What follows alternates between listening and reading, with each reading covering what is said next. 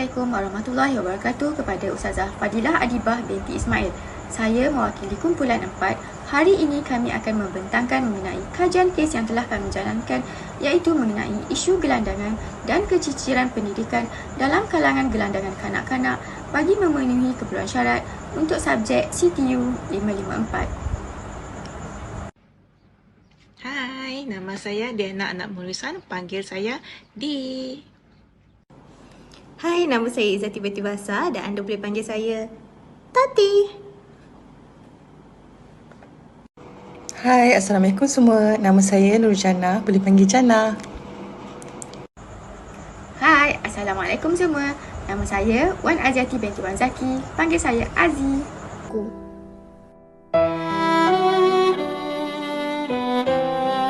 Ibu selalu kata, kalau tak pandai sekolah, tak ada pelajaran. Macam tin dan botol kosong kat tepi jalan ni. Tapi aku tak nak buat lah. Kerja ni bila besar nanti, penat. Bila aku besar nanti, aku nak jadi jutawan. Ada rumah cantik, ada kereta cantik, ada banyak mainan. Masa tu, ibu dengan ayah tak payah kerja, duduk kat rumah aja. Aku bos kecil, ibu dengan ayah bos besar. Pasti best.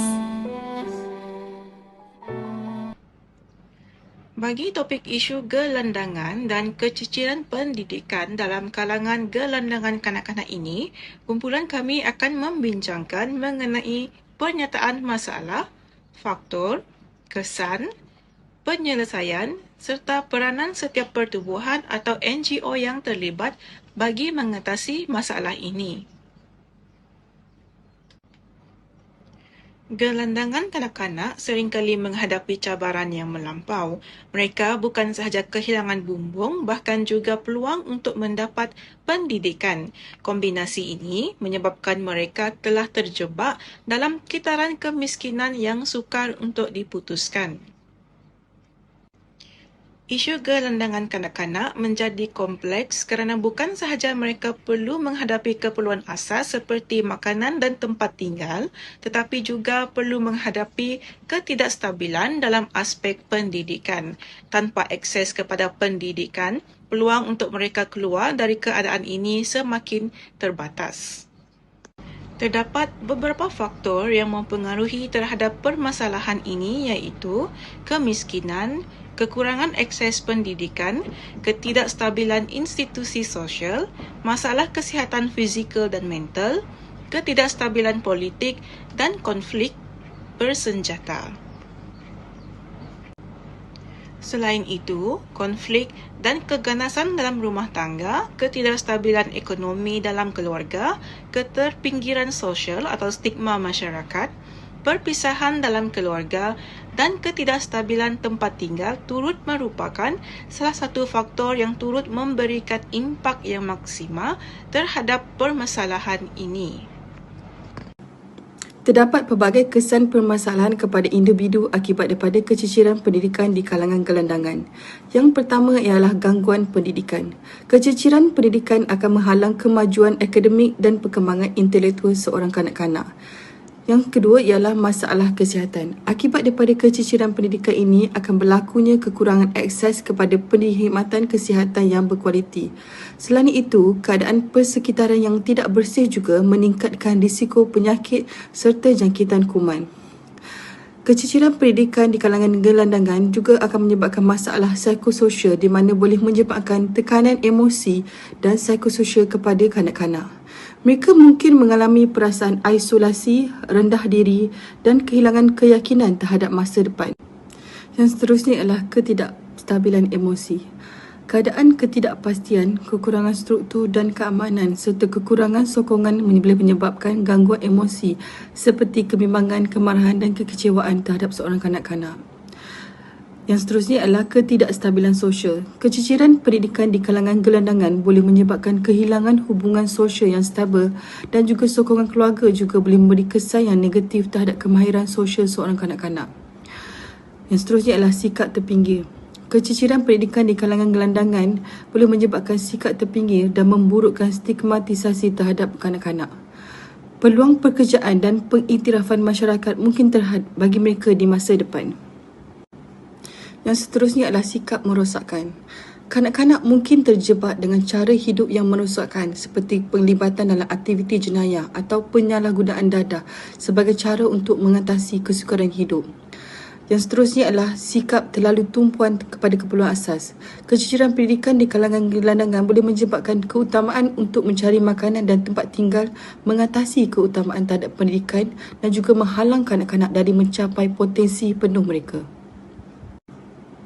Kesan keciciran pendidikan di kalangan gelandangan kanak-kanak juga boleh menyebabkan permasalahan kepada negara.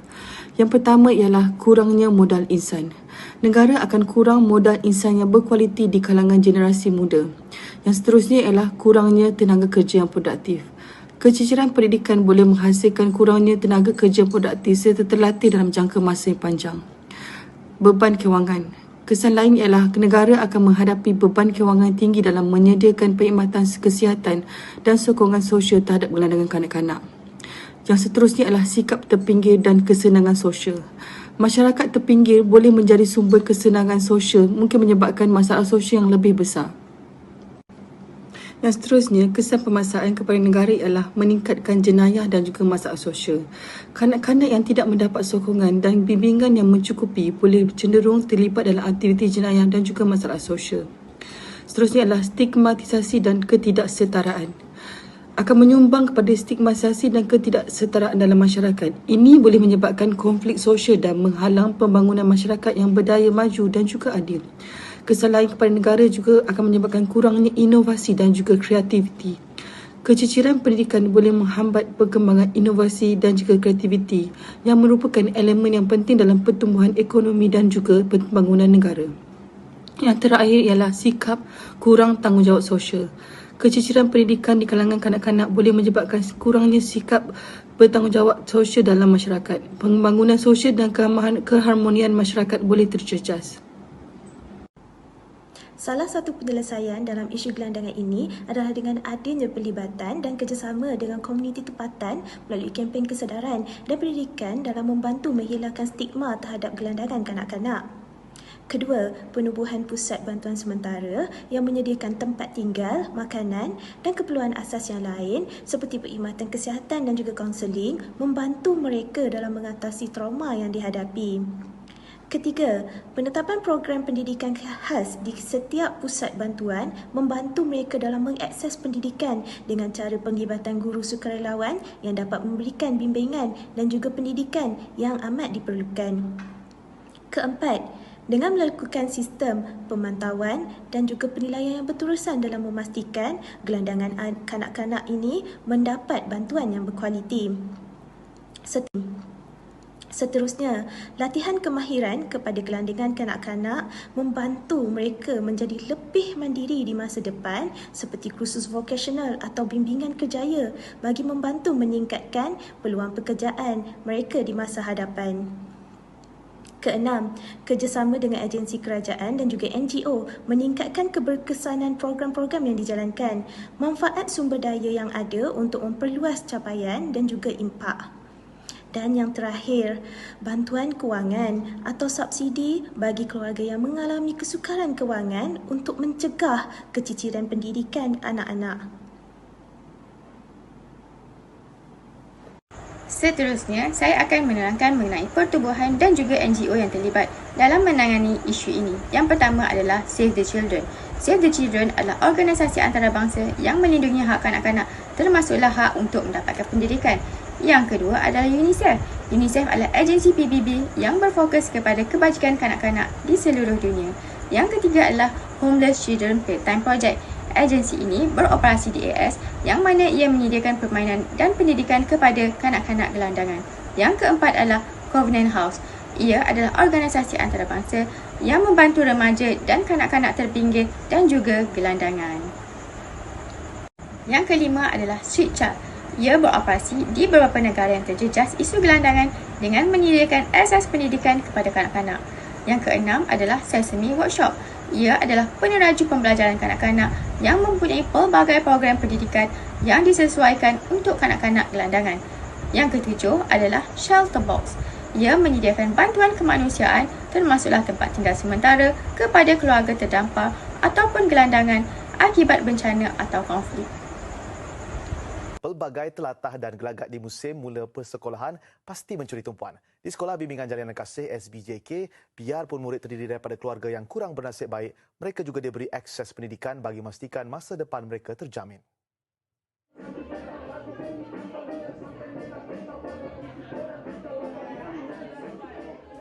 Penubuhan SBJK adalah inisiatif Kementerian Pendidikan Malaysia yang bertujuan memberi pendidikan kepada anak-anak gelandangan atau kanak-kanak jalanan di sekitar Kuala Lumpur. Bukan untuk meramaikan lagi anak-anak yang sebegini, yang berada dalam keadaan yang memerlukan, tapi sebenarnya kewujudan sekolah ni adalah untuk memberi peluang kepada anak yang memang dah ada, dah wujud di persekitaran Coket. Cuma mereka tak boleh pergi ke mana-mana sekolah. Jadi apabila kami mengadakan program outreach, keluar pergi mencari anak-anak ni, so kita memahamkan ibu bapa dan juga sama-sama itu pihak-pihak yang berkepentingan ni tentang kenapa kita perlu mencari anak-anak ni. SBJK menyediakan perkhidmatan pendidikan formal dengan modifikasi daripada segi kurikulum. Proses pembelajaran bersifat didik hibur dan fleksibel. Pro-akademik, ya, macam mengenal sekolah, ya, terutama mengenal rakan-rakan yang baru. Ada yang beberapa murid, ya, yang baru daftar di sekolah ini 2019 dalam beberapa orang. Jadi kita ambil masa untuk merapatkan lagi hubungan antara murid baru dengan murid yang lama lah. Dekat sini selain belajar akademik, kita boleh belajar kemahiran. Lepas tu cikgu-cikgu pun banyak bagi support kawan-kawan. Seronok tak sini? Seronok. Kenapa seronok? Sebab dapat belajar. Belajar apa lagi? Matematik. Okey, lagi? Lagi color. Umur berapa ni? 8. Ditubuhkan pada 2013, SBJK kini memuatkan kira-kira 160 pelajar. Pihak sekolah bakal menerima sebuah bangunan baru tahun ini dengan kelengkapan asrama serta beberapa kelengkapan rekreasi yang lain. Objektif utama penganjuran program ini adalah bertujuan membantu golongan kurang bernasib baik dan memberi peluang kepada para peserta mendekatkan diri dengan golongan gelandangan sambil menyelami sedikit sebanyak kisah mereka. Selain itu juga, melalui program ini sedikit sebanyak dapat memberi kesedaran kepada para peserta dan memberi inspirasi kepada anggota masyarakat lain untuk terus membantu golongan ini di masa hadapan. Harapan kita orang agar mana yang join ni timbul kesedaran, menginsafi apa yang kita ada, bahawa apa yang kita ada tu ada hak-hak orang lain. So jadi bila kita bagi dan orang yang menerima tu pula dapat gunakan bahan-bahan yang kita orang bagi ni untuk kegunaan harian diorang, dan mungkin jadi diorang tak perlu lagi memperuntukkan sebahagian kewangan diorang untuk membeli benda-benda yang kita dah bagi ni. Antara barang-barang yang diberikan kepada golongan gelandangan ini ialah seperti tuala, ubat gigi, berus gigi, sabun mandi, roti, biskut dan air kotak.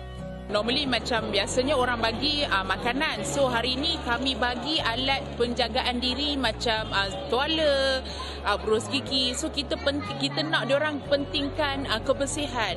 So kalau tak bersih banyak penyakit kan. So maknanya bila dapat macam toiletries macam ni, so diorang dapat, orang kata apa, dari segi kesihatan tu diorang kena utamakan lah. Itu yang sangat penting sebab banyak baby semua tu kan. Semoga dengan pemberian ini sedikit sebanyak dapat membantu golongan gelandangan ini dalam meniti hari-hari yang mendatang.